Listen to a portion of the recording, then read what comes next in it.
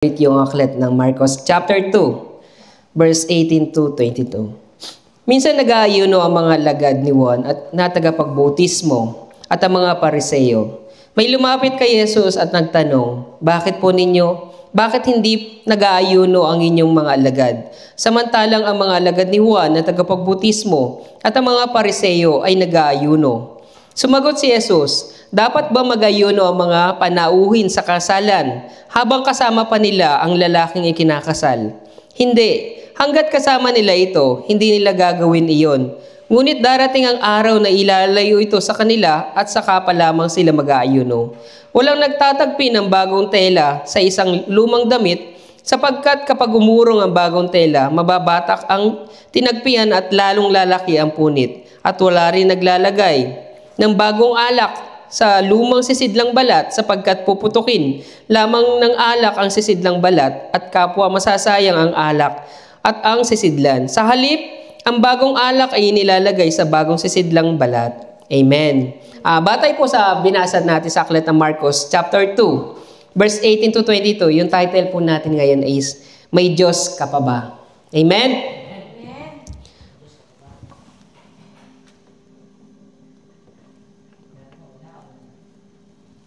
Hello.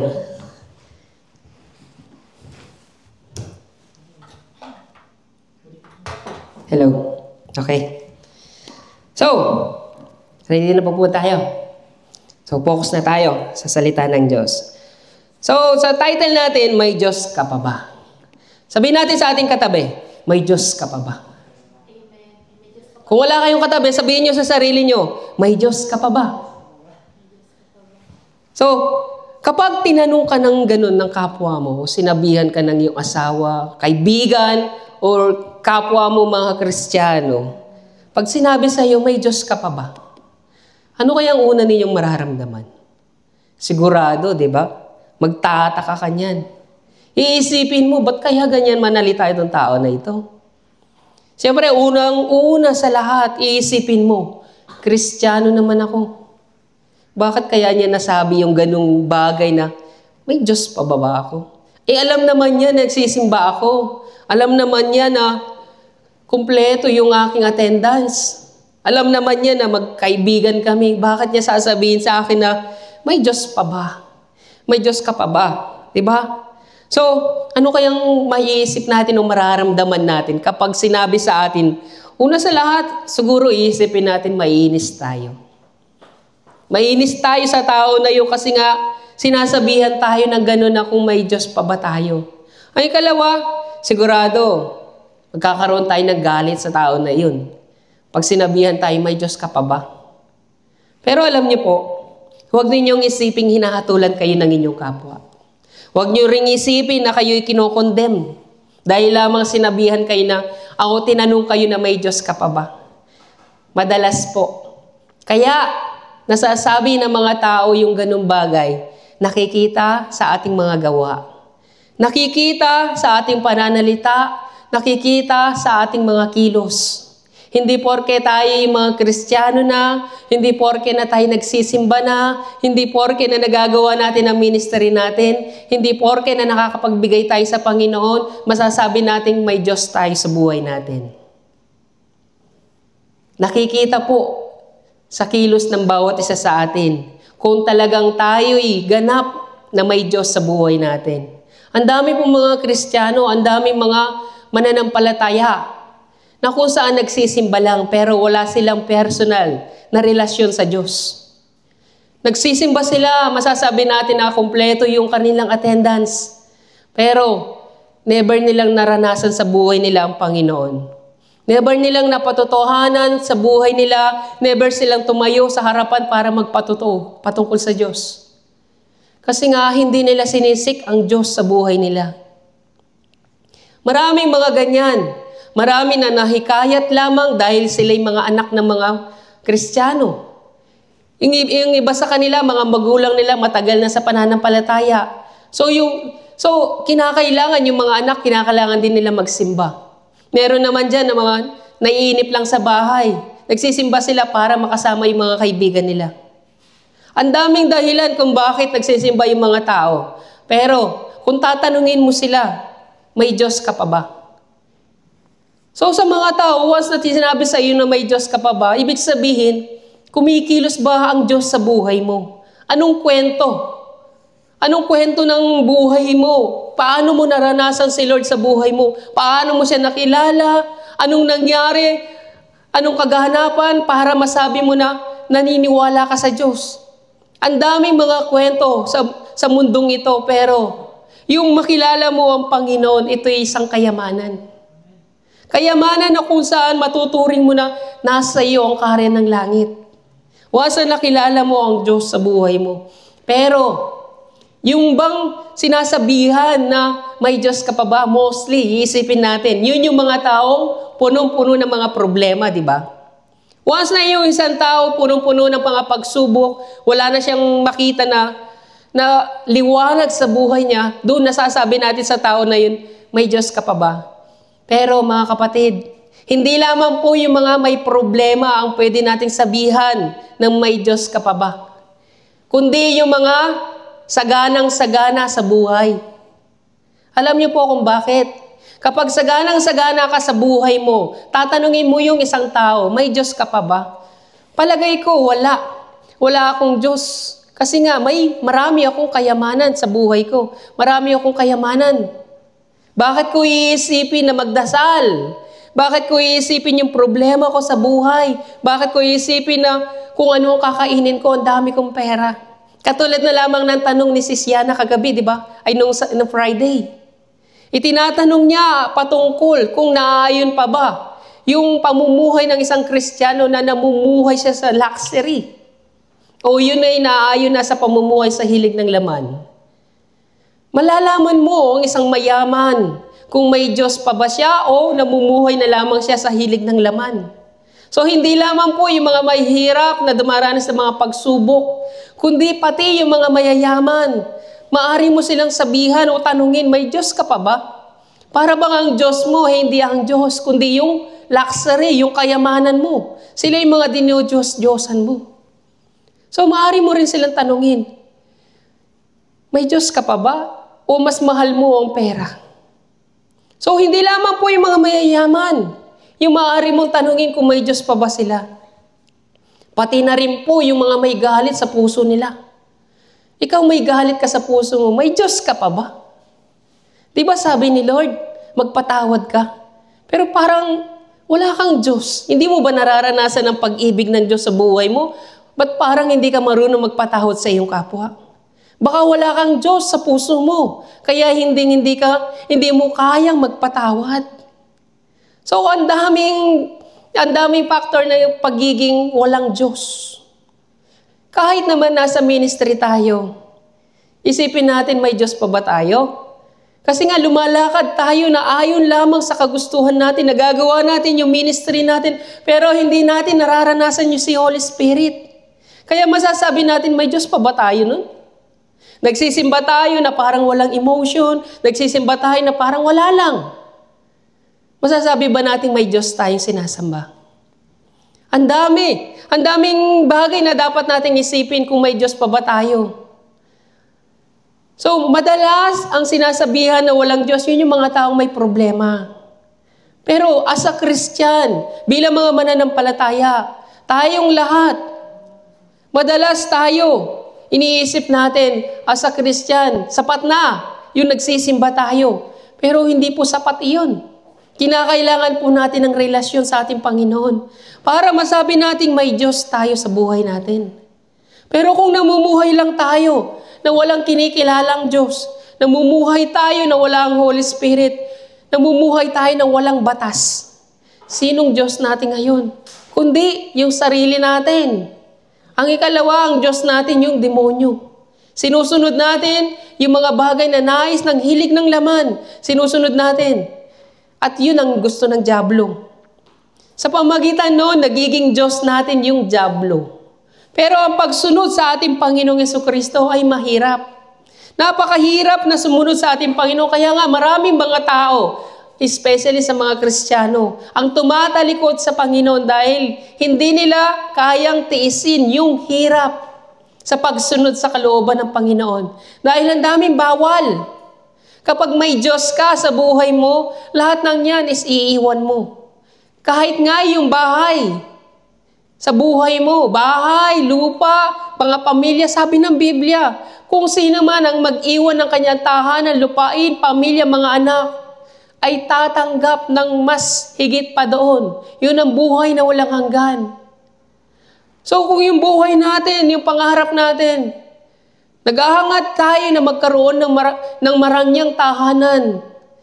Imbis na unahin natin ang Panginoon, naghahangad tayo ng magkaroon ng magandang sasakyan, imbis na unahin natin yung Panginoon. Naghahangad tayo na makaipon na maraming pera, imbis na unahin natin ang Panginoon. Tanungin niyo ang sarili ninyo, may Diyos pa ba kayo?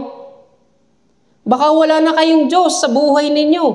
Kasi nga, mas priority ninyo ang para sa future. Ang dami nating dapat isipin kung may Diyos ba tayo sa buhay natin. O nagtitiwala lang tayo sa sarili nating kakayahan. Nagtitiwala tayo sa takbo ng mundong ito. Kasi ang offer ng mundong ito, halika rito. Dito may kasiyahan. Halika rito, dito magaan ang pamumuhay. Halika rito, dito kikita ka ng maraming pera. Pero walang ibang daan para tayo makapunta ng langit, kundi ang ating Panginoong Jesucristo.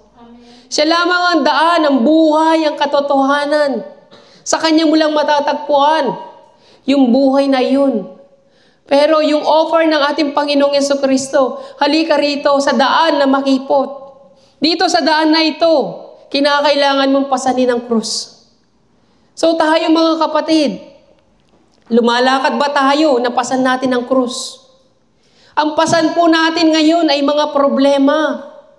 Hindi dapat yung pasan natin yung problema. Huwag niyong pasanin ang problema. Kundi ang pasanin po natin yung krus ng ating Panginoong Jesucristo. Ibig sabihin, itakwil ninyo yung sarili ninyo sa mundong ito. Huwag ninyong ikahiya na kayo isang mga mahihirap. Huwag mong ikahiya na wala kang magandang bahay. Huwag kang mahiya kung wala kang sasakyan. Huwag kang mahiya kung wala kang pera. Ang ikahiya mo, yung mga kasalanan mo. Mahiya ka sa harapan ng Panginoon kung hindi ka namumuhay sa salita ng Diyos. Mahiya ka sa harapan ng Panginoon kung ipinapakita mo na wala kang Diyos. Dapat tayo yung mahiya. Huwag niyong ikahiya sa harapan ng mga tao. Huwag kayong mainggit sa mga tao na kung saan punong-puno sila ng pagpapala. Huwag kayong mahiya. Ang ikahiya ninyo na wala kayong Diyos. Kasi darating ang panahon, sabi ng Panginoon, kung sino man magkaila sa akin, ay kakaila ko rin siya sa harapan ng aking amang nasa langit. Kung dito pa lamang sa mundong ito, ikinahihiya niyo na yung buhay niyo ngayon, paano pa kaya sa harapan ng Diyos? Nahihiya kayo dahil wala kayong mga ganyan? Maging proud kayo dahil may Diyos kayo sa buhay niyo. Dapat maging proud kayo kahit na wala akong ganyan. Sige lang. Basta ako, masaya ako kahit ganito lang ang buhay ko. Kontento na ako dahil may Diyos ako sa buhay ko. Bakit hindi kayo nakukontento? Hindi kayo masaya sa sitwasyon na meron kayo? Hindi kayo masaya sa estado ng inyong buhay dahil sa ngayon, wala kayong Diyos na kinikilala. Ang nakikita nyo lang yung mga bagay sa paligid ninyo. Kinukumpara natin madalas yung buhay natin sa ibang tao. Nagiging para bang wala na tayong Diyos. May Diyos tayo, mayaman ang Diyos. Siya ang lumikha ng langit at lupa. Nilikha ka ng Diyos, pinagyaman ka ng Diyos. Lahat ng hilingin mo ibibigay ng Panginoon. Pero bakit hindi ibinibigay ni Lord? Kasi nga, ang gusto ng Panginoon, pagyamanin ka niya sa relasyon, sa pagmamahal, sa pananampalataya. Dahil ang tunay na pagpapala na ibinibigay sa atin ng Diyos ay doon sa karinang langit. Ito ang buhay na walang hanggan. Ito ang pangako sa atin ng Panginoon. Kaya nga madalas para sa atin, sa buhay natin na ito, na ang Panginoon ay kumikilos pero nire-reject natin siya. Bakit? Kasi nga, nakapokus tayo sa mga bagay sa salibutan. Ang nangyayari, wala tayong liwanag sa buhay natin. Para bang wala tayong Diyos sa buhay natin. Kaya nga yung mga tao is namumuhay sila na punong-puno ng mga pagsubok, punong-puno sila ng mga problema, punong-puno sila ng mga alalahanin, hindi na nila alam kung ano dapat nilang gawin. Kaya nga yung mga tao na walang kinikilalang Diyos, hindi nila maitatago sa mukha nila, sa mga kilos nila, sa pananalita nila. Halatang halata yung buhay nila, kaya nga nasasabihan sila, may Diyos ka pa ba?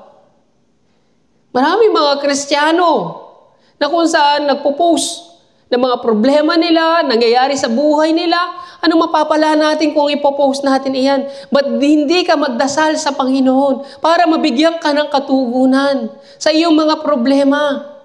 May Diyos ka, di ba? Bakit ka sumasangguni dyan sa social media? Anong maibibigay na tulong sa iyo? Anong positibo maibibigay sa iyo ng mga tao? Makakakita ng mga post mo. Si Lord lang ang tumutugon sa ating mga problema. Ba't hindi ka mag-direct sa ating Panginoon? Sa Kanya ka tumawag. Kaya nga, dahil nakikita pa rin yung sa mukha natin, yung wala tayong Diyos. Nakikita, halatang halata tayo, yung mukha mo is hindi nagliliwanag, walang kaluwalhatian ng Diyos. Punong-puno ka ng kadiliman. Nagdidilim yung buong mong paligid. Yung presence mo napakadilim kahit na nagsisimba ka na. Kasi hindi makita sa'yo yung ngiti. Ni hindi ka makangiti. Nagpupuri ka, nakikinig tayo na salitahan ng Diyos, nagsimba tayo pero hindi tayo makangiti kasi nga nakapokus tayo sa mga problema. Focus lang tayo sa mga problema na kung saan para bang wala ka ng Diyos. Wala ka ng kasiyahan sa buhay mo. Para bang wala lang katapusan yung mga pagsubok sa buhay mo. Para bang halatang walang Diyos sa buhay mo. Although na may Diyos na nag-e-exist, pero para sa buhay mo, parang walang Diyos. Kaya nga tanungin mo sarili mo, may Diyos pa ba ako? Anong problema? Parang may problema. Bakit? Parang ako ang may problema dito. Kasi hindi ko nararamdaman yung pagkilos ni Lord sa buhay ko. So, kaya nga sabi niya sa Lucas, chapter 11, verse 34, ang sabi niya, ang inyong mata ang ilawan ng inyong katawan. Kung malinaw ang inyong mata, maliliwanagan ang buo mong katawan. Ngunit kung malabo ang iyong mata, ang buo mong katawan ay mapupuno ng kadiliman. Kaya nga, kung puro sa problema lang nakatuon yung ating mga mata, wala ka talagang liwanag na makikita, kapatid. Kung puro problema, doon lang tayo nakatuon, walang magandang maidudulot po sa atin ang problema. Alam naman po natin yan, kaya nga tinawag na problema, yung problema kasi nga, ang trabaho ng problema po ay dagdagan yung problema ng isang tao. Pero tayo, tayo nag-iisip sa problema para bang sobrang mahal natin ang problema. Ang problema na lang ang iniisip natin.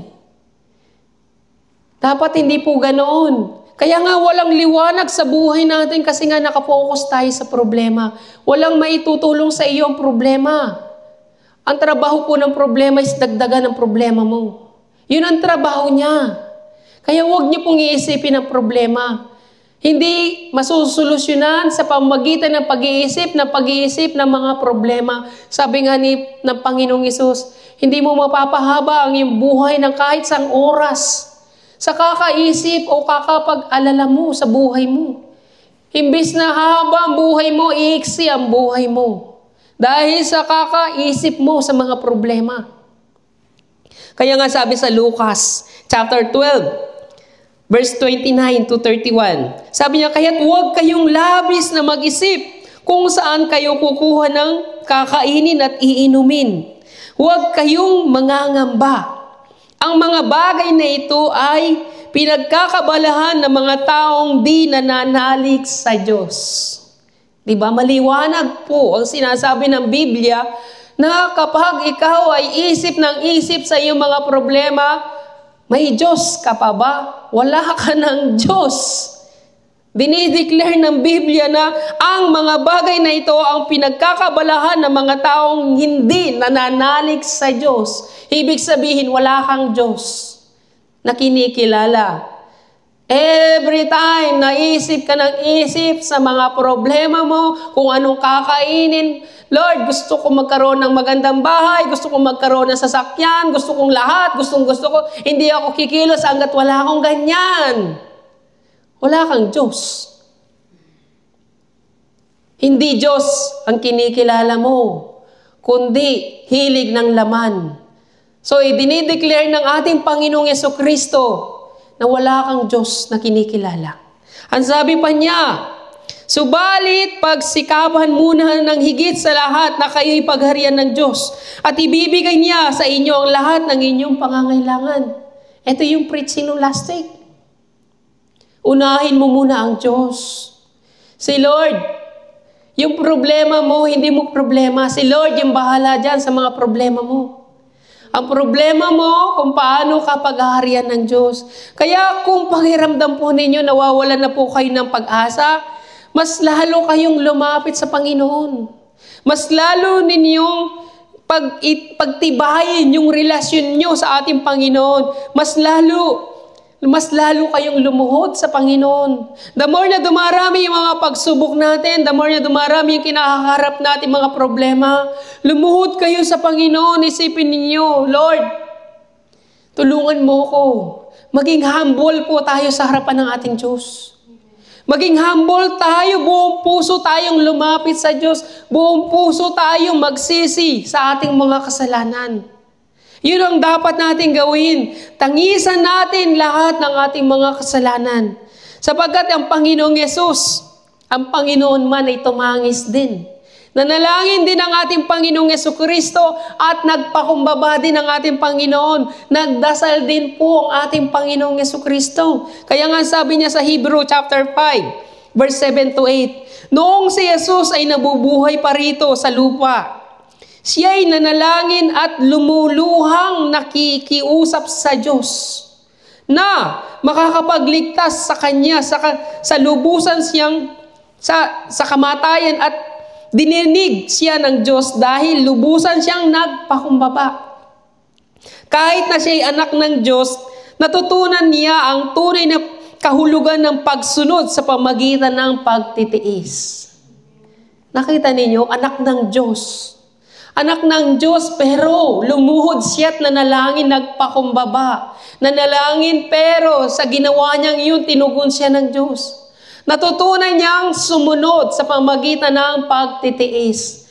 Ang kahulugan po ng pagtitiis ay pagsunod. At ang kahulugan ng pagsunod ay pagtitiis. Kung wala kayong pagtitiis natural, hindi kayo talaga susunod sa Diyos. Hindi tayo matiisin sa mga problema. Hindi tayo matiisin sa mga bagay na wala sa atin. Ang gusto natin, magkaroon tayo ng ganun, magkaroon tayo ng magaan na pamumuhay. Kaya nga po ang Kristiyano, masasabi natin hindi magaan ang pamumuhay. Kasi gusto ni Lord, lagi kang magtiis. Doon nasusubok yung pagsunod mo sa kalooban ng Diyos. Yung nagtitiis. Napansin po ninyo, yung pamumuhay ng mga Kristiyano punong-puno ng pagsubok kasi doon nakikita ng Panginoon yung katapatan natin sa pananampalataya. Doon makikita kung talagang may Diyos ka ba na kinikilala o wala. Doon makikita kung may pananampalataya ba ang tao o wala. Kaya kahit na siya'y anak ng Diyos, hindi siya nag-atubiling tumawag sa ating Panginoon. Tumawag siya sa kanyang Ama. Noong oras na siya'y nakakaramdam ng panghihina, sabi nga niya sa Marcos chapter 14, 34 to 35. Ang sabi niya, ang puso ko'y labis na nalulungkot at halos ako'y mamatay na. Maghintay kayo rito at magbantay. Lumayo siya ng kaunti at pagkatapos ay nagpatira pa upang manalangin kung maari. Huwag nang sumapit sa kanya ang araw ng paghihirap. Kita ninyo yung ginawa ng Panginoong Jesucristo. Nakaramdam siya ng hinagpis sa puso niya. Anong ginawa niya? Nagdasal siya sa Panginoon. Una nating gagawin, once na tayo na-stress, nadidepress, magdasal ka na lang sa Panginoon. Tumangis ka, lumuhod ka, iniluhod ninyo. Iluhod ninyo sa Diyos lahat ng mga problema ninyo. Lumuhod kayo, umiyak kayo, tumangis hanggang sa tugunin kayo ng Panginoon. Ganun ang ginawa ng Panginoong Jesucristo. Ipinakita niya yun bilang isang halimbawa para sa atin lahat. Tayo, humihingi lang tayo, hingi. Lord, bigyan mo ko, bigyan mo ko, bigyan mo ko, bigyan mo ko. Hindi man lang makita yung effort natin. Hindi tayo nag-e-effort sa harapan ng Panginoon. Hindi naman genie ang ating Panginoon eh. Kinakailangan makita ng Panginoon yung pagtitiis mo. Kahit nga sa pagluhod, hindi ka makaluhod eh. Hindi mo magawang lumuhod kasi nga ayaw mo magdasal sa Panginoon. Pero ang gusto ni Lord, dapat lumuhod ka at magtiis ka. Sumunod ka sa kalooban niya. Sabi nga sa Mateo chapter 10, verse 27, ang sinasabi ko sa inyo sa dilim, ay ulitin ninyo sa liwanag, at ang binubulong sa inyo ay inyong ipagsigawan sa lansangan. Kaya mga kapatid, kung pakiramdam ninyo sa buhay niyo na sa kadiliman kayo, ano man ang nararamdaman mo, isigaw mo sa Diyos. Ano man yung mga pagsubok o kabigatan na nararamdaman mo, isigaw mo sa Diyos. Ano man ang nararamdaman mo sa puso mo, umiyak ka. Umiyak ka hanggang sa pakinggan ka ng Diyos sa mga dasal mo. Alam niyo, ang Diyos, ang lahat ng bagay na ito, alam niya. Alam ng Diyos ang lahat ng mga nangyayari. Hinihintay lang ng Diyos na tumawag ka sa Kanya. Hinihintay lang ng Diyos na magpakumbaba ka, sabihin mo, Lord, hindi ko na kaya. Ikaw lang ang makakatulong sa akin. Walang iba ang makakatulong sa akin maliban sa iyo, Lord. Nais lang ng Panginoon. Yung pag-iyak kasi, nakakapawi na yan ng problema. Nakakapawi ng kabigatan sa puso natin. Kapag umiyak ka, pagkatapos mong umiyak na umiyak, mararamdaman mo na yung kagaanan sa puso eh. Yun ang gusto ng Panginoon para sa atin. Basta umiyak tayo na umiyak sa harapan ng Diyos.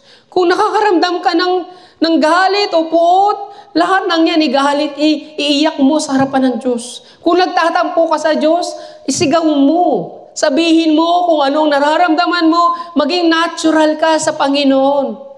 Kasi kahit anong sabihin mo, papakinggan ni Lord.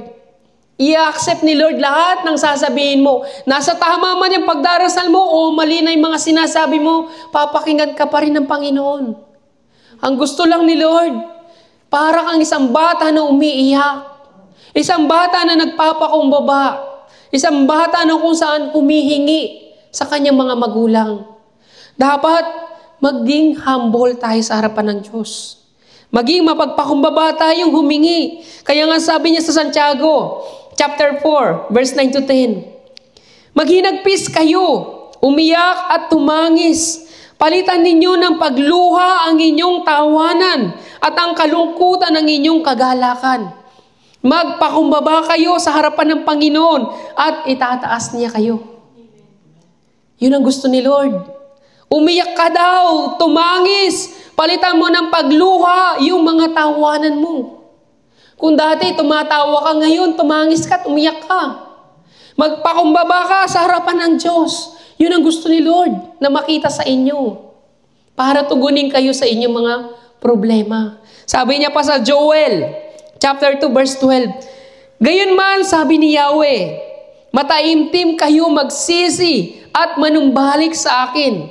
Mag-ayuno kayo, manangis at magdalamhati.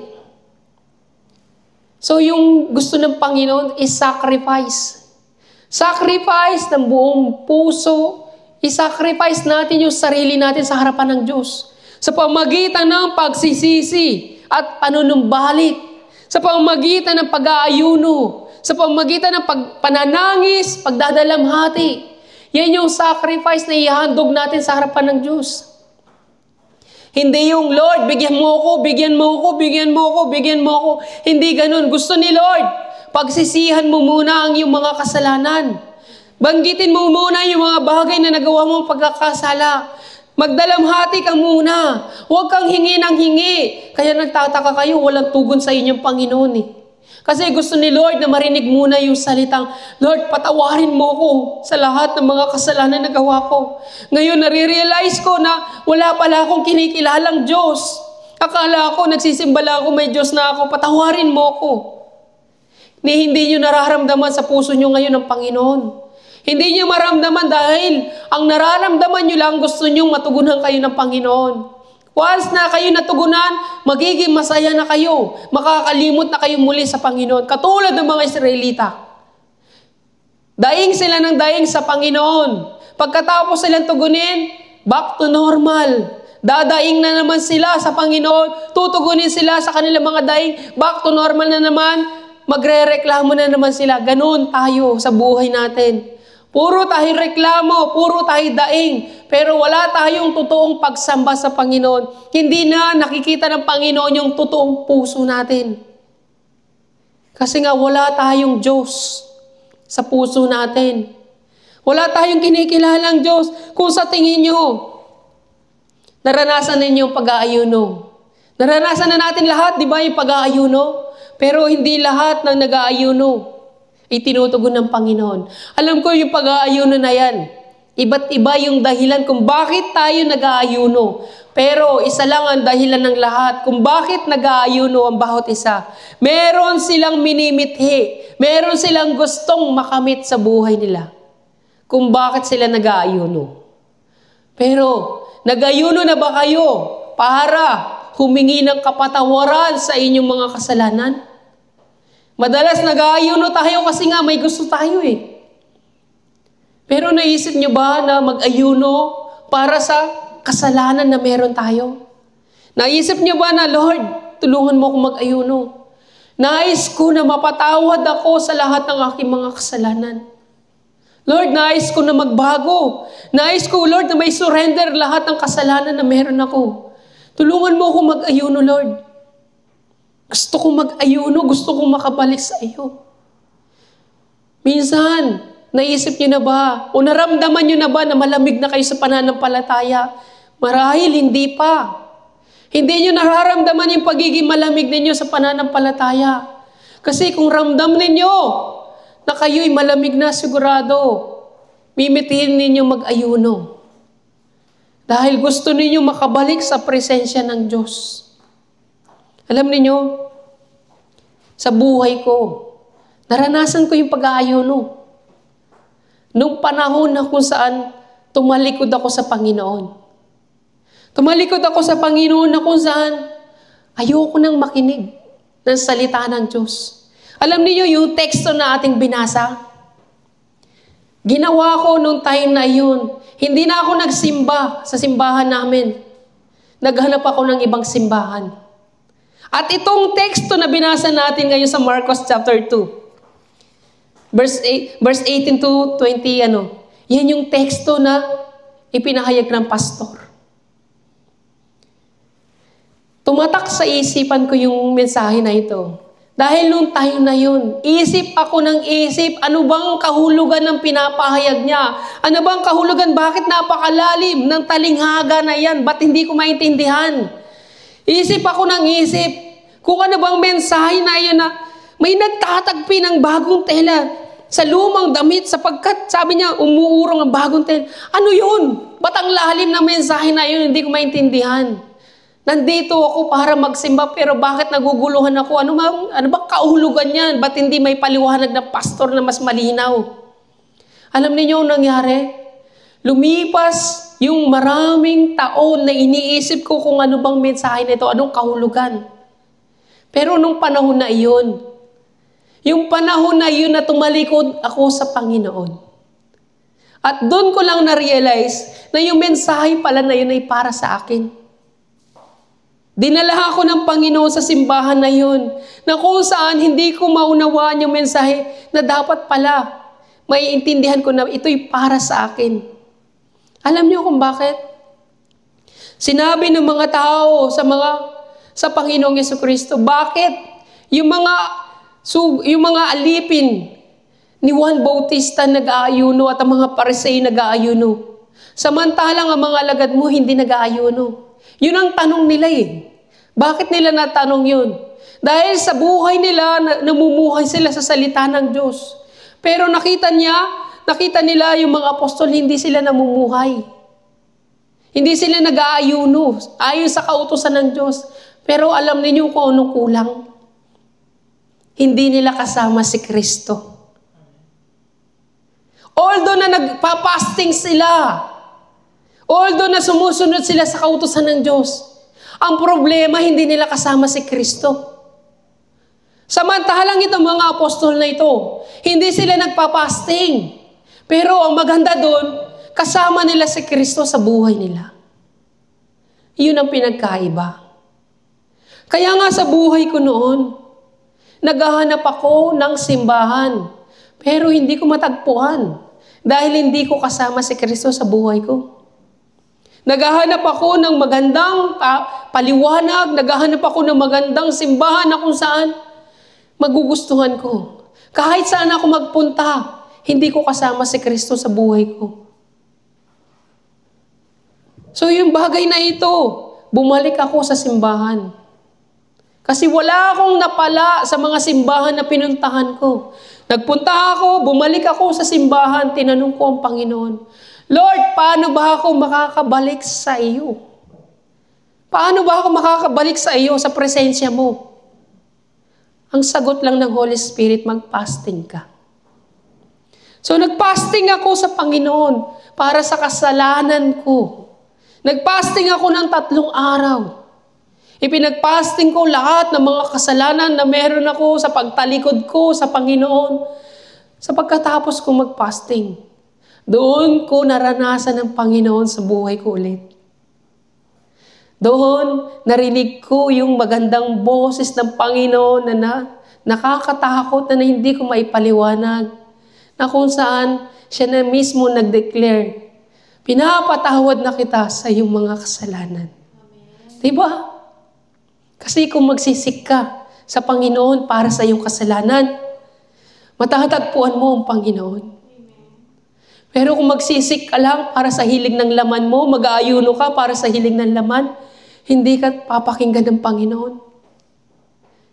Kung mag-aayuno ka para sa iyong mga kasalanan, makakasama mo si Lord sa buhay mo.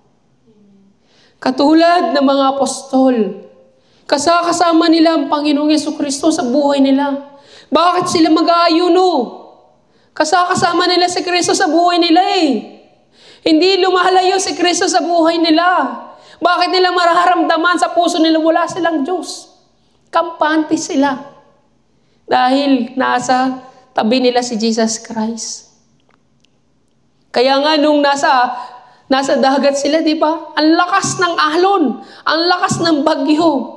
Natatakot sila pero nandun si Jesus, natutulog lang. Ang sabi niya, bakit kayo nag-aalinlangan? Kung kasama mo ang Panginoong Jesucristo, huwag kang mag-alinlangan sa lahat ng mga problema na meron ka. Magtiwala ka sa ating Panginoon. So lahat ng mga pagsubok sa buhay natin, ipagkatiwala ninyo sa ating Panginoon. Huwag kayong magtiwala sa sarili nyo. Ang Panginoon, doon kayo magtiwala sa mga pangako niya. Kaya nga mga kapatid, minsan, sa buhay natin, nais natin makamit yung mga bagay na gusto natin pero hindi ibinibigay sa atin ng Panginoon. Kasi nga hindi yan ang purpose ni Lord para sa atin. Alam ni Lord na mapapalayo ka lang. Mapapalayo lang yung relasyon mo sa Panginoon once na ibinigay sa iyo ng Panginoon yan. Alam na ng Panginoon. Pero tayo, pinagpipilitan natin yung mga bagay na gusto natin. Hindi natin maunawaan, sasabihin lang natin, hindi ba tayo maunawaan ng Diyos? Hindi mo maunawaan ng Diyos. Hindi mo rin kilala ang Diyos. At hindi mo rin kilala kung anong relasyon mo sa Diyos. Dapat mo munang kilalanin ang Panginoon sa buhay mo. Unahin mo muna ang Panginoon sa buhay mo. Basahin mo yung Biblia. Nang sa gayon mas maunawaan mo mabuti kung ano bang mas mahalaga sa buhay ng isang tao. Kaya nga mga kapatid, minsan sa buhay natin, gusto natin mga bagay na yan, pero dapat seek first muna ang ating Panginoon. Unahin natin si Lord sa buhay natin. Kaya nga, yung pag-aayuno po natin, dalawang bagay ang nakita doon sa teksto na ating binasa. Kung yung mga Pariseyos nag-aayuno physically. Pero gusto ng Panginoong Jesucristo, gustong ipabatid ng Panginoon. Nag-aayuno kayo physical, pero spiritual, nag-aayuno din kayo. Anong ibig sabihin ng pag-aayuno ng spiritual? Yun po yung sinasabi ko na kahit mag-ayuno sila na mag-ayuno, kung hindi naman nila kasama si Kristo sa buhay nila, spiritually, nade-drain yung spiritual natin. Kahit anong gawin yung spiritual dito na pamumuhay, kung wala sa inyo si Kristo sa buhay ninyo, mapapasting talaga ang inyong kaluluwa. Kaya nga, punong-puno kayo ng mga pagsubok sa buhay ninyo eh.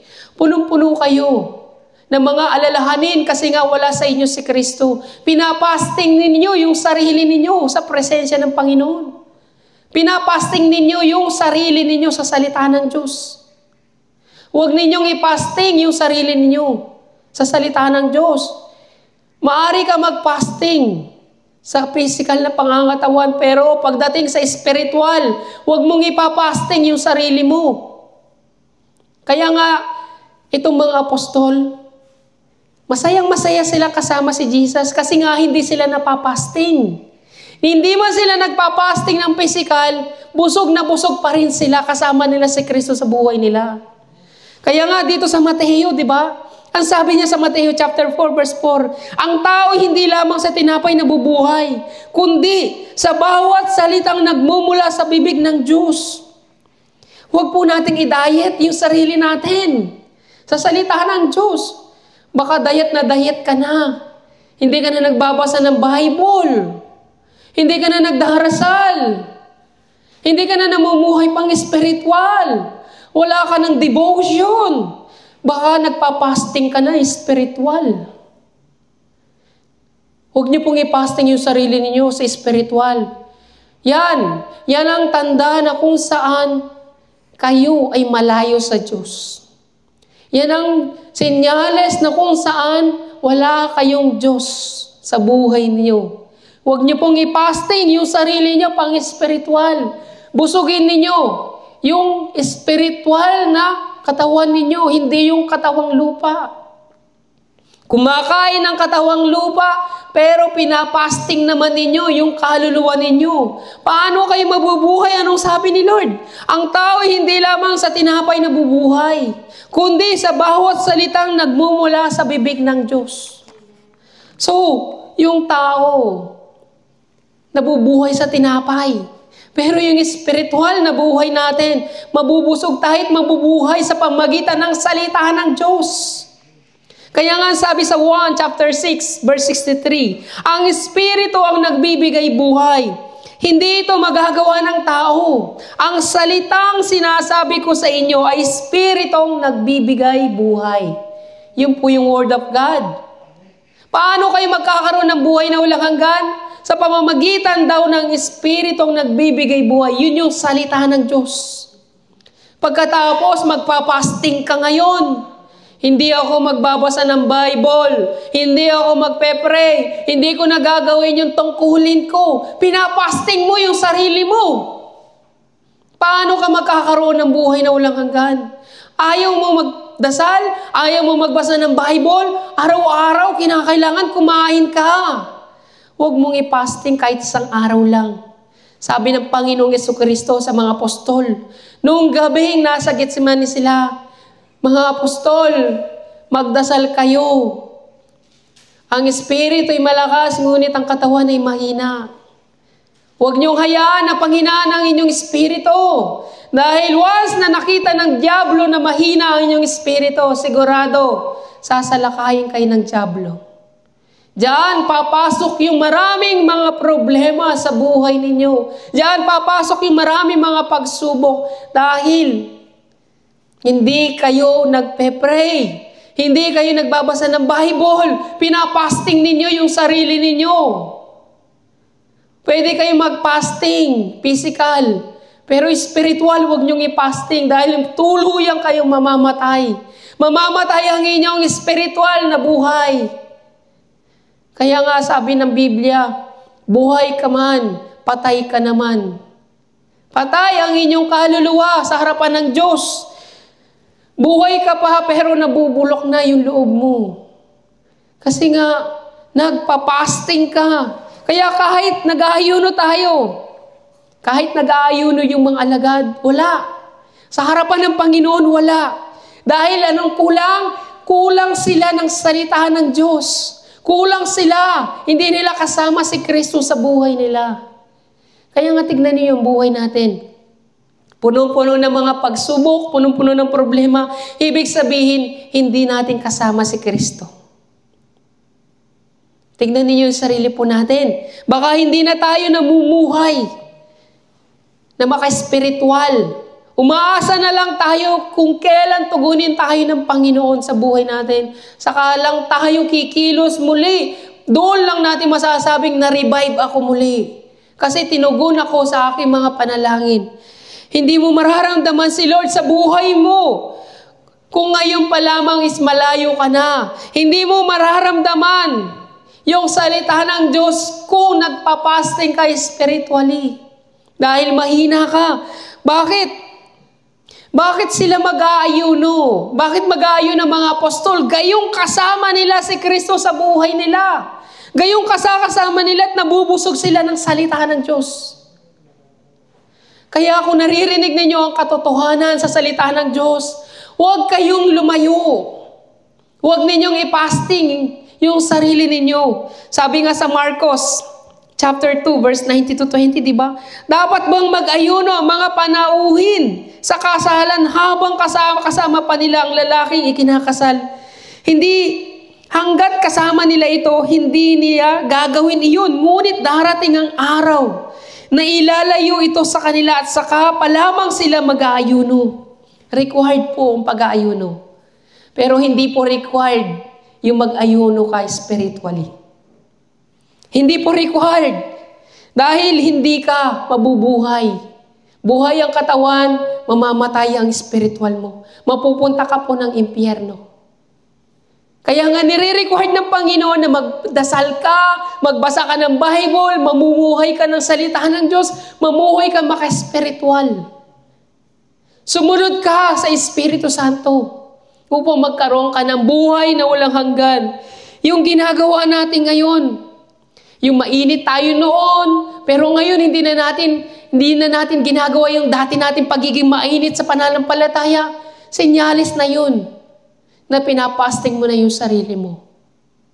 Nagiging fasting na nagiging routine na natin na hindi magbasa ng Bible. Nagiging routine na natin na hindi tayo magdasal. Nagiging routine na natin na hindi na tayo nagsishare ng gospel. Nagiging routine na natin na wala na tayong devotion. Dahil nasanay na tayo. Ibig sabihin, malayong-malayo ka na sa Panginoon. Kaya nga nagtataka ang Panginoong Jesucristo, bakit niyo ako tinatanong ng ganyan? Bakit niyo ako sinasabihin na dapat mag-fasting itong mga alagad ko? Samantalang kasama ko sila. Hindi sila malayo sa akin. Kayo yung malayo. Although na nagpa-fasting kayo ng physical, pero pinapasting ninyo yung sarili niyo spiritual. Malayong-malayo ako sa inyong mga puso. So tayo mga kapatid, ang sabi ng Panginoon sa aklat ng John chapter 15 verse 5-6. Ako nga ang puno ng ubos at kayo, ako ang puno ng ubas at kayo ang mga sanga.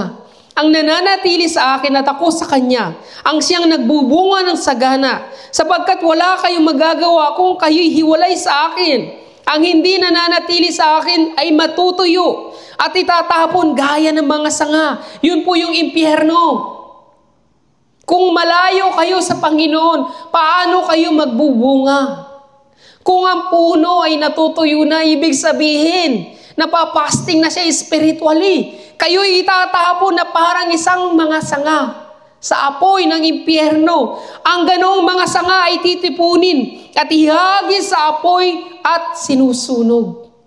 Impyerno na po kung sinasabi ng ating Panginoong Jesucristo.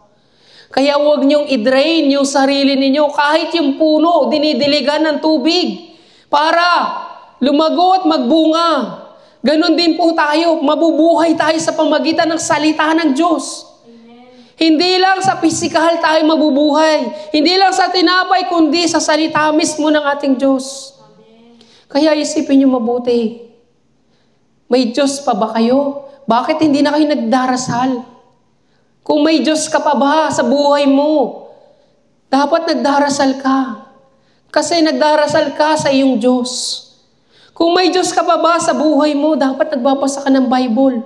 Kasi nga, ang tanging pagkain mo, yung salita ng Diyos. May Diyos ka pa ba? Baka wala na. Kasi nga, andyan ka na lang, natenga ka na lang, napasting ka na. Spiritually.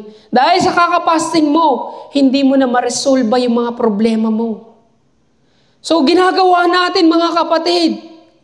Ginagawa natin ngayon, nire-resolve natin yung sarili natin mga problema sa sarili natin kakayahan na. Dahil hindi na natin marinig yung tinig ng Diyos. Hindi na tayo tinutugon ng Diyos. So, anong mangyayari sa atin? Dahil wala nang pagtugon ng Diyos sa buhay natin, re-resolbahin natin yan sa sarili nating kakayahan. Gagawa tayo ng paraan para lamang matugunan yung mga problema natin, para lamang matapalan ng mga problema na meron tayo.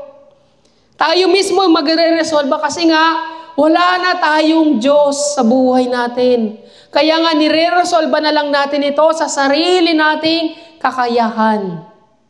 Sa sarili natin, pagnanais na matugunan yung mga problema natin, tayo na mismo ang kikilos.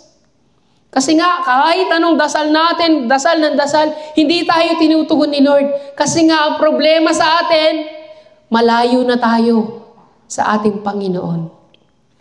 Kaya kahit anong itapal man natin yung mga bagay na meron na naman butas. Meron na naman problema darating. So, ano mangyayari? Ganun ulit, nagiging routine natin sa buhay natin. Walang pagbabago. Kristiyano tayo, pero parang hindi umuunlad ang ating pananampalataya. Hindi tayo nagkakaroon ng bunga kasi nga, wala na.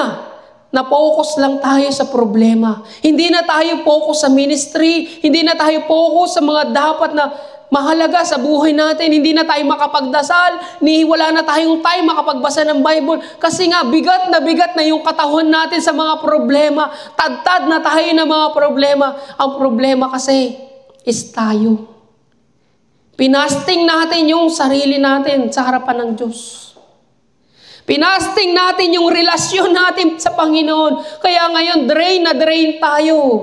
Hindi natin maramdaman sa puso natin yung pagkilos ng Diyos sa buhay natin. Sino may kasalanan? Ang Diyos ba? Madalas, oo, sasabihin natin kasalanan ng Diyos. Pero hindi. Ipinoprovide ng Diyos yung salita niya para na sa gayon hindi ka madrain. Pero ang problema tayo, sinasarado natin ang puso natin pagdating sa oras ng pakikinig ng salita ng Diyos.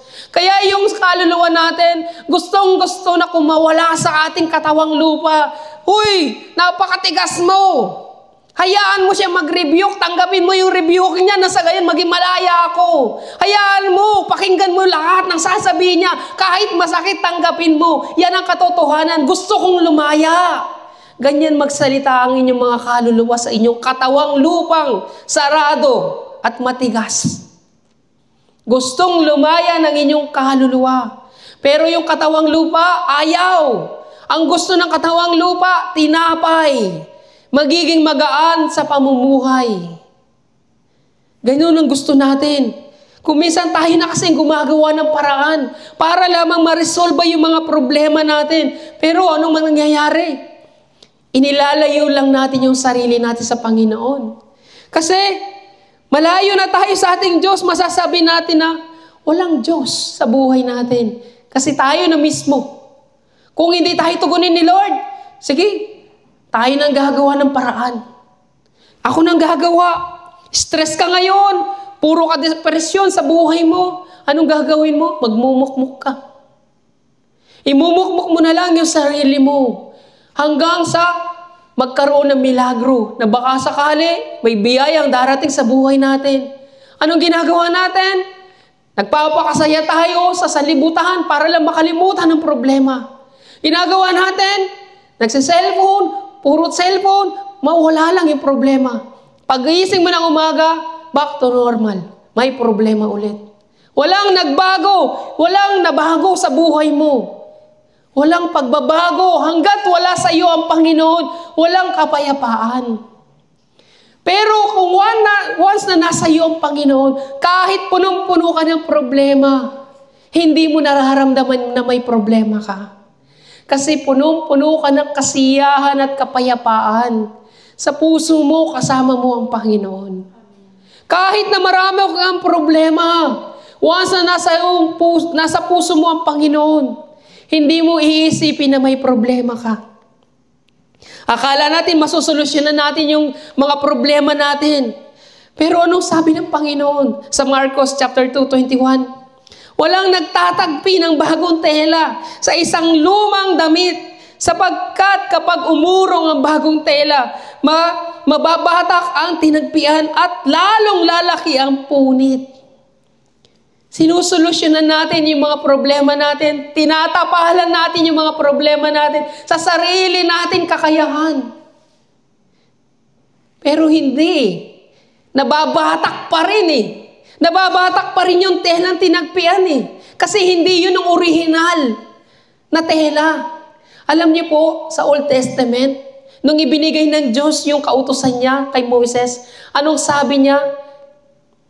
Kapag kayo'y gumawa ng isang damit, hindi pwedeng dalawang klase ng sinulid ang gagamitin. Isang klase lang ng sinulid. Kapag gumamit kayo ng dalawang klase ng sinulid, ito'y isang kasalanan. Tignan ninyo ang ginawa ni Maria, ang ina ni Jesus Christ. Isang klase lang na sinulid ang ginamit sa kanyang damit. Kasi nga, alam ng Diyos na kapag gumamit ka ng dalawang piraso na magkaiba na sinulid, ito'y isang kasalanan. Kaya nga, sabi niya dito, walang nagtatagpi ng bagong tela sa isang lumang damit, sapagkat kapag umurong ang bagong tela, mababatak ang tinagpian at lalong lalaki ang punit. Kung susolusyonan ninyo ang problema ninyo sa sarili ninyong kakayahan, ito'y mababatak lang. Kasi nga, ang solusyon dyan ay ang Panginoong Jesucristo. Huwag ninyong tapalan yung mga problema ninyo.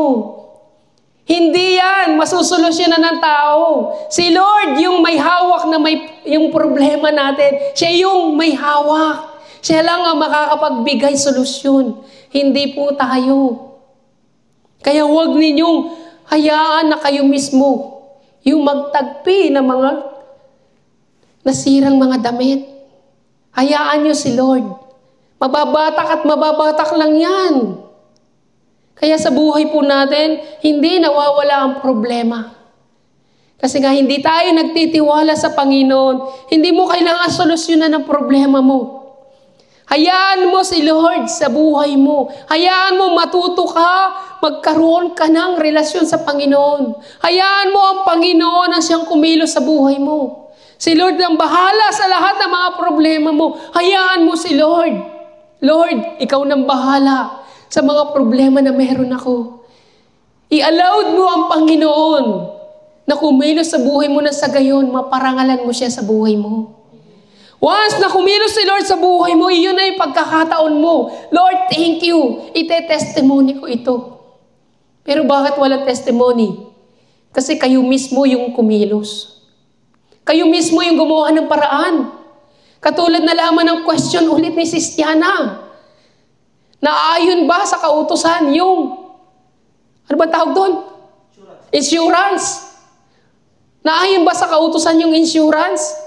Kung ikaw mismo nagtrabaho noon, hindi mo yung mapapatutuhanan as a testimony. Pero kung ginawa mo yon, hinayaan mo ang Panginoon sa buhay mo, ito'y magsisilbing testimony. Amen. Kaya nga hindi mo maaring tapalan ng ibang tela. Hindi mo maaring tapalan. Dahil mababatak lang yan. Hindi yan patotoo sa Panginoon. Iyan ay sariling sikap natin. Simple lang ang gusto ni Lord sa buhay natin. Anak, magsisikat talikdan ng iyong kasalanan. Yan lang ang gusto ni Lord. Ibigay mo sa akin lahat ng alalahanin mo. Ibigay mo sa akin lahat ng mga kasalanan mo na sa gayon patawarin kita.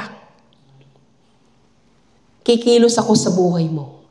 Mararanasan mo ako sa buhay mo. Kaya nga sabi ng Panginoon sa pahayag, sabi niya, Pahayag chapter 3, verse 19 to 20. Sinusuway ko at pinapahalo ang lahat ng aking minamahal.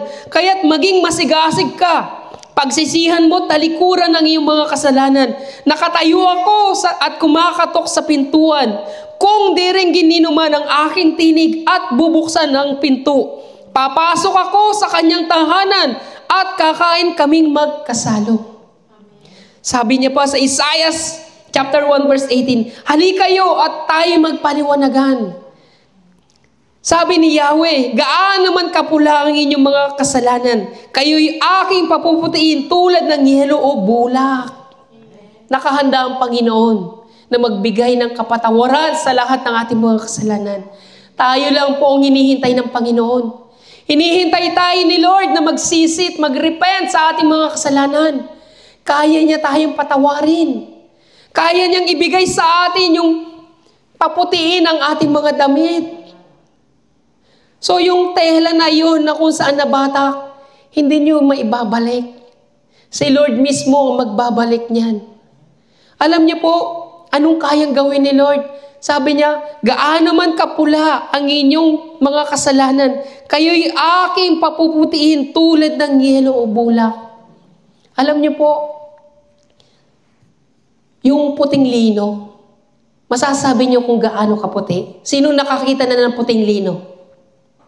Wala pa, di ba? Wala pa ni isa man sa inyo nakakita ng puting lino. Ako po, 3 beses ko nang nakita ang puting lino. At 1 beses na rin po akong nakapagsuot ng puting lino. Sobrang kinang ng puting lino na masasabi mong nagniningning sa sobrang kaputian ng puting lino. Wala siyang katulad sa liwanag dito sa mundong ito. Hindi mo maikukumpara sa liwanag ng araw. Yung puting lino na yun. Once na nakadamit ka ng puting lino, ikaw ay makikita na nagliliwanag, na punong-puno ka ng kaluwalhatian ng Diyos. Ganon yung sinasabi ng Panginoon na kahit gaano pa kapula ang iyong damit, kaya kang paputiin ni Lord. Kahit tagpiin mo yan ang tagpihan, hindi yan ang gusto ni Lord. Gusto ni Lord, ibabalik kita sa pagsuot mo ng puting lino. Yun ang dapat nating naisin. Lord, patawarin mo ako sa aking mga kasalanan. Patawarin mo ako, Lord. Gaano kasarap sa pakiramdam na kasama ng mga apostol si Jesus Christ. Alam niyo, every time na napag-uusapan namin yan ni Brother Vincent, lagi ko sinasabi sa kanya, nakakainggit yung mga apostol. Alam niyo kung bakit? Dahil saan man sila makarating, naririnig nila ang magandang balita. Naririnig nila yung nagpipreach si Jesus Christ. Punta sila doon. Naririnig nila si Jesus Christ nagpipreaching. Ang sarap sa pakiramdam. Kasama nila ang Panginoong Jesucristo. Doon ako naiinggit. Nasasabi ko lagi, ang sarap sa pakiramdam. Walang bahay, tolda lang. Walang pagkain, pulot-pukyutan. Ang sarap, naririnig mo yung magandang balita, nagpipreach si Jesus Christ, nakaupo ka sa damuhan. Ang sarap sa pakiramdam. Pero tayo, naghahangad ba tayo na marinig ang magandang balita? Ang sabi nga di ba? Ang tao hindi lamang sa tinapay na bubuhay, kundi sa bawat salitang nagmumula sa bibig ng Diyos. Gaano kasarap! Yung marinig mo na magmumula sa bibig ni Jesus Christ, yung salita ng Diyos. Yung salitang nagbibigay buhay, sabi niya. Habang binabanggit niya yung mga salitang iyon, napapakinggan mo. Nabubusog yung kaluluwa mo. Busog na busog, iyon yung nagbibigay buhay. Nagaganahan ka na pakinggan yung salita ng Diyos. Talinghaga man yan, nag-iisip ka, Lord, anong ibig sabihin ng talinghaga? Ang sarap sa pakiramdam. Kaya nga, sabi sa Lucas chapter 10, 23, verse 24. Humarap si Jesus sa mga alagad at sinabi, nang walang ibang nakakarinig. Sabi niya, mapalad kayo, sapagkat nakita ninyo at ang mga nakikita ninyo ngayon. Sinasabi ko sa inyo, maraming mga propeta at matutuwid na tao ang naghangad na makita ang inyong nasasaksihan at marinig ang inyong napapakinggan. Subalit hindi nila ito nakita ni narinig. Ano sabi ni Jesus? Mapalad kayo kasi kasama niyo ko. Mapalad kayo kasi yung mga propeta, ibinahagi lang nila yung pagdating ko pero hindi nila narinig yung lahat ng sinasabi ko. Hindi nila nasaksihan lahat ng himalang ginawa ko. Pero mapalad kayo dahil kayo, nakasama ko kayo. Ganun kasarap. Bakit mo iisipin mag-ayuno? Gayo ang sarap sa pakiramdam na naririnig mo magandang balita. Ang sarap sa pakiramdam na nire-rebuke ka ng Panginoon. Ang sarap sa pakiramdam na nagkakaroon ka ng karunungan sa pamagitan ng salita ng Diyos. Pero bakit nyo pinapasting yung sarili ninyo? Inilalayo nyo lang ang sarili nyo sa Panginoon. Kahit na yung mga alagad pa ni Juan Bautista, kahit pa ang mga Pariseo nagpapasting, pero anong sabi ng Diyos? Itong mga apostol ay mas mapalad kesa sa inyo. Dahil sila mismo, nabubusog sila ng salita ng Diyos. Kayo, huwag ninyong ipasting yung sarili ninyo. Huwag ninyong ipasting araw-araw. Isipin ninyo, kasama ninyo ang Panginoon. Kaya nga, wala nang kapayapaan sa buhay ninyo eh. Wala nang kapayapaan, wala nang liwanag. Kasi nga, inilalayo ninyo ang sarili nyo sa Panginoon sa pamagitan ng pagpapasting spiritually. Huwag po ninyong ipasting. Kaya nga sa aklat ng Juan, chapter 8, verse 12, muling nagsalita si Jesus sa mga Pariseo. Sinabi niya, ako ang ilaw ng sanlibutan. Ang sumusunod sa akin ay magkakaroon ng ilaw sa kanyang buhay at di lalakad sa kadiliman. Mga kapatid, hindi ba kayo nagtataka kung bakit? Sa kabila ng pagiging Kristiyano ninyo, para bang yung buhay ninyo is pabigat ng pabigat, wala nang katugunan ng Panginoon. Kasi nga, wala nang ilaw sa buhay ninyo. Wala nang kahit katiting na ilaw. Wala nang ilaw sa tahanan. Wala na sa buhay ninyo. Hindi na nakikita yung ilaw ng Panginoon. Kaya puro mga problema, puro pagsubok. Madalas iniisip na lang natin, sinusubok tayo ng Diyos. Kung minsan, iniisip pa natin sinusubok tayo ng Diablo eh. Alam niyo po mga kapatid, minsan, isipin din po natin. Tignan po natin ang sarili natin. Hindi lang tayo dapat nakatuon sa Diyos. Hindi lang tayo dapat nakatuon sa demonyo. Tignan din natin ang sarili natin. Baka tayo na ang may mali. Huwag natin isipin, sinusubok tayo ng Diyos. Kaya tayo dumaranas ng ganito. Sinusubok tayo ng demonyo, kaya dumaranas tayo ng ganito. Baka tayo po ang may mali. Baka walang ilaw sa buhay natin. Baka tayo mismo, inilayo na natin yung sarili natin sa Panginoon. Walang ilaw. Kapatid, dumaranas ka ng ganyan na maraming mga pagsubok, dumaranas ka ng ganyan na walang katugunan sa iyong mga panalangin, huwag mong tignan muna ang Panginoon. Ang tignan mo yung sarili mo. Baka ikaw ang nagkulang sa harapan ng Diyos. Huwag mong tignan din ang dyablo. Ang dyablo ay makasalanan, pero ikaw, tignan mo yung sarili mo. Baka may kulang ka sa harapan ng Panginoon. Nagkulang ka sa harapan ng Panginoon. Nagkulang tayo. Tignan natin yung sarili natin. Baka tayo na may mali. Namumuhay ka ba sa kadiliman? Lumalakad ka na mag-isa? Kaya lahat na nangyayari sa buhay mo parang walang katugunan. Walang kasahagutan. Lahat ng mga plano mo, lahat ng mga iniisip mo, lahat ay wala. Magpaplano ka, mawawala. Dahil walang liwanag sa buhay mo. Ibig sabihin, ikaw lang mag-isang lumalakad ngayon. Tanungin mo sarili mo, may Diyos ka pa ba? Baka wala na. So tinatawag natin yan na ilaw. Baka walang ilaw. So si Lord sa buhay natin, paulit-ulit na nangungusap sa atin na sa gayon, ma-realize natin, kinakailangan natin ang Panginoon sa buhay natin. Pero yung nagiging routine natin, magtaka kayo, bakit puro problema? Araw-araw may masolusyon naman yan, may problema ulit. Magtaka kayo, baka may problema. Sarili nyo ang may problema. Yung relasyon mo na sa Panginoon. Sabi nga sa aklat ng 2 Corinto, chapter 13, verse 5. Subukin ninyo ang inyong mga sarili. Kung kayo'y namumuhay ayon sa pananampalataya. Suriin ninyo ang inyong sarili. Hindi ba ninyo nalalamang nasa inyo si Kristo Jesus? Maliban na lamang kung kayo'y mga bigo sa pagsubok. Lumalakad tayo ngayon na mag-isa. Walang katugunan sa panalangin. Walang katugunan sa mga problema. Punong-puno ng kaguluhan sa tahanan. Punong-puno ng awayan. Walang pag-asa. Ibig sabihin, maliban na lamang kung kayo'y bigo sa pagsubok. Anong pagsubok na yon? Yung manampalataya ka sa Panginoong Jesucristo sa kabila ng mga pagsubok na meron ka. Yung ipagkakatiwala mo sa Diyos ang lahat, yun yung pagsubok na yan. Yung mga problema mo, pagsubok yan sa buhay mo.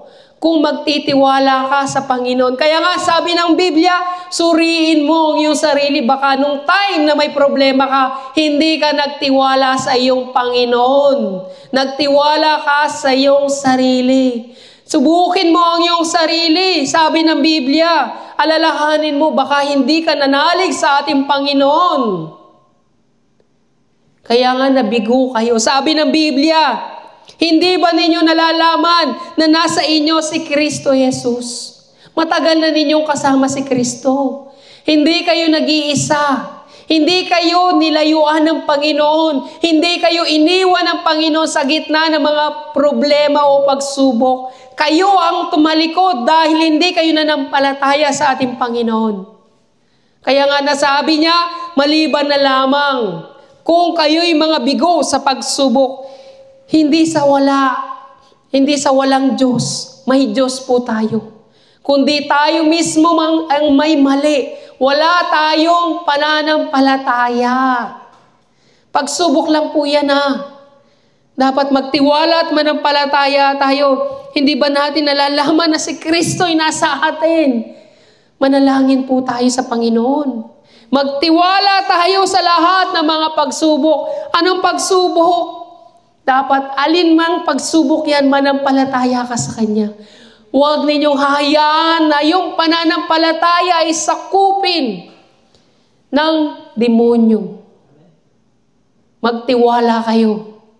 Kahit bagyo man yan, kahit ilugmok man kayo ng demonyo, i-enjoy nyo yung time ninyo sa paglakad sa Panginoon.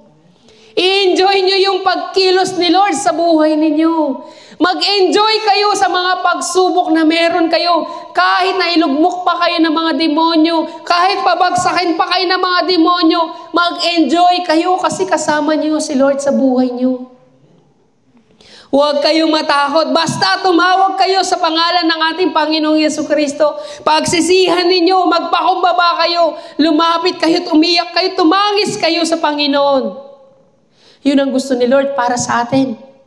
Magtiwala lamang tayo sa Kanya. Dahil ang sabi niya sa Mateo chapter 12, verse 20-21, hindi niya puputulin ang tambong marupok, hindi rin niya papatayin ang ilawang umaandap, hanggang katarong ay hindi nagtatagumpay ng ganap.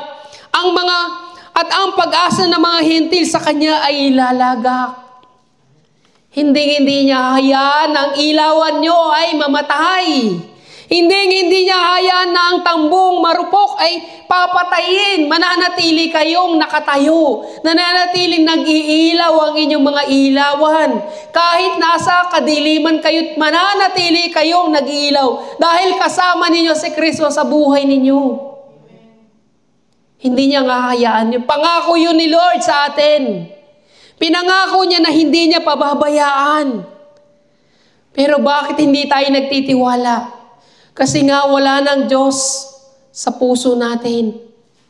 Nagtitiwala tayo sa ating sarili. Ano man ang panghawakan natin, ano man ang mga pangako ng ating Panginoon, panghawakan natin yan.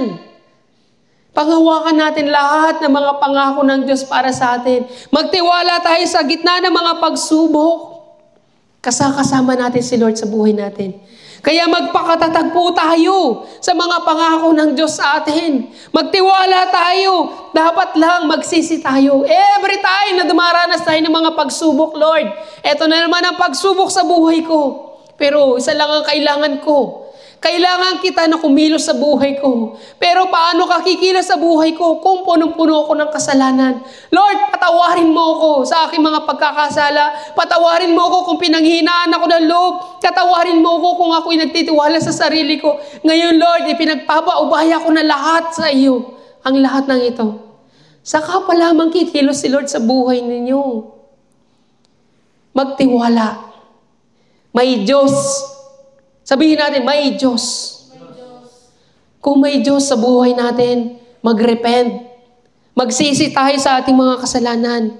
Sabi nga sa Pahayag chapter 3, verse 4 to 5. Ngunit may ilan sa inyo dyan, sa Sardis, na nag-iingat na mapanatiling malinis ang kanilang damit. Kaya't kasabay ko silang maglalakad na nakasuot ng puti, sapagkat sila'y karapat-dapat ang magtatagumpay ay magdaharamit ng puti at hindi ko kailanman naalisin sa aklat ng buhay ang kanyang pangalan. Kikilalanin ko siya sa harapan ng aking Ama at ng kanyang mga anghel. Ang sarap, di ba? Kung magtitiwala lamang kayo sa ating Panginoon, sabi niya, kung sino man ang mapapanatiling malinis ang kanilang damit, sila'y kasabay kong maglalakad. Ibig sabihin yung pananatili mo yung maputi mong damit, yun yung repentance. Yun yung pagsisisi sa kasalanan. Kaya nga sabi niya, hindi ko alisin ang kanyang pangalan sa aklat ng buhay. Amen. Ang sarap ng pangako ni Lord. Kailangan mo lang ng repentance. Hindi mo kailangan matugunan lahat ng mga kahilingan mo. Hindi mo kinakailangan matugunan lahat ng mga problema mo. Ang kinakailangan mo ay magsisi ka sa iyong mga kasalanan. Nang sa gayon, yung pangalan mo ay manatili sa aklat ng buhay. Ang dami nating hinihiling sa Panginoon. Ang gusto lang naman ni Lord para sa atin, anak, magsisi ka tumalikod sa kasalanan. Ang simple, di ba? Pero mahirap para sa atin kasi nga gusto natin ng himala. Gusto natin ng mga pagpapala. Lord, gusto namin na kumilos ka sa pamagitan ng himala at pagpapala. Pero para sa Panginoon, ang himala ay yung magsisi ka sa iyong mga kasalanan. Ang pagpapala ay yung pinatawad ka sa iyong mga kasalanan. Yun dapat ang hangarin natin sa harapan ng ating Panginoon. Sa 2 Peter chapter 1 verse 10. Kaya nga mga kapatid, lalo kayong maging masigasig upang mapatunayan ninyong kayo'y ay tinawag at pinili ng Diyos. Kung ganito ang gagawin ninyo, hindi kayo matitisod. Diba? Magtiwala tayo sa ating Panginoon. Maging masigasig tayo. Lalo na ngayon, pinapatunayan lang natin na tayo pinili ng Diyos. Kaya nga mga kapatid, tanungin ko po kayo, napupuspos pa ba kayo ng Holy Spirit? Nararamdaman niyo pa po ba yung Holy Spirit? Kailan po huling nangusap sa inyo si Holy Spirit? Kailan niyo huling naramdaman na nangusap sa iyo ang Diyos? Baka hindi na po ninyo nararamdaman si Holy Spirit. Baka wala na po kayong Diyos sa buhay ninyo. Buhay ang katawang lupa, pero patay ang spiritual na pamumuhay. Patay yung espiritu. Kaya nga sabi ng Biblia, ang hindi namumuhay sa salita ng Diyos, ang pananampalataya ay patay. Namamatay yung ating kaluluwa dahil hindi tayo namumuhay sa salita ng Diyos. Sa buhay natin na salita ng Diyos, hayaan natin si Lord ang kumilos sa buhay natin. Nang sa gayon, yung pangako ng Panginoon ay magkaroon ng katuparan sa buhay natin. Sabi ni Lord, anumang hilingin mo sa aking pangalan, ito ay aking gagawin. Paano magkakaroon ng katugunan ng salita ng Diyos? Paano yun magkakaroon ng katugunan kung hindi tayo nananalig sa ating Panginoon? Kahit ang Panginoon, nais niyang tuparin ang salita ng Diyos sa pamagitan ng pagtugon sa atin. Paano tayo tutugunin ni Lord kung hindi tayo nananalangin? Paano tayo tutugunin ni Lord kung hindi tayo nananampalataya? Kaya nga mga kapatid, isipin nyo, baka wala na kayong feelings. Baka nararamdaman na lang natin yung sa harapan ng Diyos is wala nang pakiramdam. Sa harapan na lamang ng mga tao, sa harapan ng Diyos is naglilingkod na lang tayo. Nagbi-ministry na lang tayo. Wala nang pakiramdam. Yung puso natin, sabi nga sa Mateo chapter 2 verse 22, walang naglalagay ng bagong alak. Sa Marcos chapter 2 verse 22, walang naglalagay ng bagong alak sa lumang sisidlang balat, sapagkat papuputakin lamang ng alak ang sisidlang balat, at ang kapwa masasayang ang alak at ang sisidlan. Sa halip, ang bagong alak ay inilalagay sa bagong sisidlang balat. Mga kapatid, maganda na ikaw ay malamig, sabi ng Biblia. Maganda na ikaw ay malamig, maganda na ikaw ay mainit, pero kapag ang mainit at malamig pinagtagpo nyo, pinagsama ninyo sa gitna, ano magiging resulta? Maligamgam, di ba? Yung malamig at mainit kapag pinagsama, magiging maligamgam. Yung magiging resulta. So sa gitna nun, ayaw ni Lord. Okay lang na maging malamig ka. Okay lang na maging mainit ka, huwag ka lang magiging maligamgam. Isusuka ka ng ating Diyos. Hindi maaaring pagsabayin po yung dalawa. Sabi nga ng Biblia, di ba? Walang naglalagay ng bagong alak sa lumang sisidlang balat, sapagkat puputokin lamang ng alak ang sisidlang balat, at kapwa masasayang ang alak at ang sisidlan. Hindi pwede. Hindi maaari na kayo'y binago na ng Panginoon. Binago ka na ng Panginoon, tapos ganyan pa rin ang pamumuhay mo. Sa kabila na binago ka na ng Panginoon, babalik ka sa luma mong pamumuhay. Hindi maaari yun. Hindi sa iyo yung Holy Spirit kapag ganoon. Hindi sa iyo dahil yung dating yung original na ginawa ka na ng bago, as a born again. Tinanggap mo si Kristo, born again ka na. Ngayon magugulat si Holy Spirit, abatay ka lang, ba't lumang sisidlan ulit ito? Di ba binago ko na ito? Hindi pwedeng lumang sisidlan to Kaya nga, sabi ni Lord, pwede kang maging luma, pwede kang maging bago, pero hindi ka pwedeng maging maligamgam. Hindi tayo pwedeng magsama. Isusuka kita.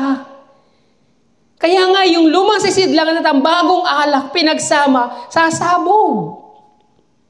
Yung luma nating pamumuhay at ang Holy Spirit ay hindi pwedeng magsama. Alam niyo kung bakit? Hindi promotor si Holy Spirit ng kasamaan. Hindi magkabarkada si Satanas at ang Diyos. Magkahiwalay. Sasabog. Kaya nga si Lord, hindi pwedeng magsama yung malamig at mainit. Sasabog yan. Isusuka ka niya. Ayaw ni Lord ang nasa gitna. Ang gusto ni Lord, yung binago ka na niya, wala na yung dating ikaw. Kaya nga sabi niya, sa halip, ang bagong alak ay inilalagay sa bagong sisidlan. After ninyong tanggapin ng Panginoon, kayo'y newborn na. Born again na kayo. Yung alak na yun, yung Holy Spirit. Yung sisidlan na yun, ito na yung katawan natin. Kaya nga ang katawan natin ay templo na ngayon ng Holy Spirit. Pero paano kung yung sisidlan bumalik sa pagiging luma? Yung pamumuhay natin na makasalanan, hindi pwedeng mangyari yun. Panatiliin niyo po yung sisidlan ninyo na bago. Kaya nga nagre-repent tayo para mapanatili yung sisidlang natin na bago at yung alak, yung Holy Spirit ay nagiging isa.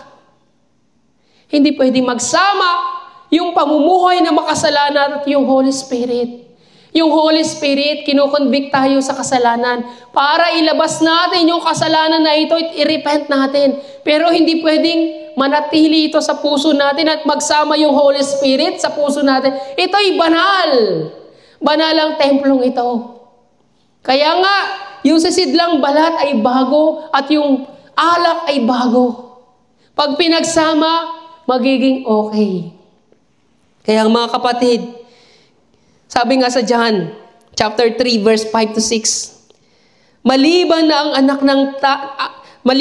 ang tao ay panganak sa tubig at sa espiritu, hindi siya paghaharian ng Diyos. Ang ipinanganak sa laman ay sa laman, at ang ipinanganak sa espiritu ay espiritu. Tayo binago na ng Diyos. Lahat tayo'y born again na. Hindi na mananahan sa atin ang Holy Spirit kung namumuhay pa rin tayo sa kasalanan. Ang gusto ng Panginoon ay mamuhay tayo na bago na as a born again. Kaya nga nais ng Panginoon, magsisi tayo tumalikod sa kasalanan. Yun ang gusto ng Panginoon, na sa gayon, mapanatili yung puting lino sa atin.